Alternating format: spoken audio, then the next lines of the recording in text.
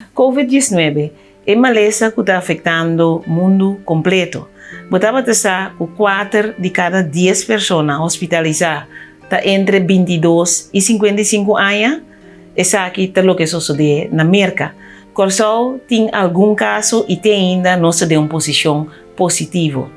Laga nos manter essa aqui dor de seguir medida não para assim nos contener a maleza COVID-19. Lavamão frequente está cada hora com sabão durante de 20 segundos. Esqueiro unha se botin essa aqui não e se botar tosa tapa botos.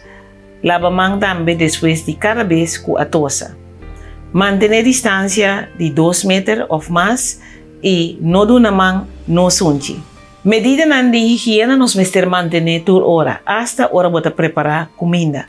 Para reforçar o sistema imunológico, come colo, hace uso de fruta que contém vitamina C, bebe suficiente agua e corda sossegada. É síntoma de COVID-19 é parece influenza ou gripe.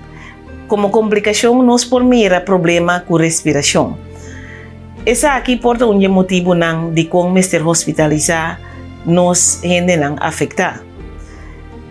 Nós mira que não somente nos adultos não está afetar, pero também jovens não. For de 22 anos até 55 anos, está parte do grupo que nós mira que está de risco.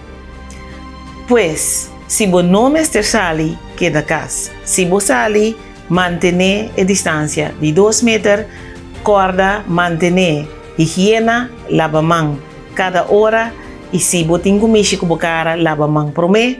Se você tosa ou nister, tapa botos, tapa bonister e também come saúde.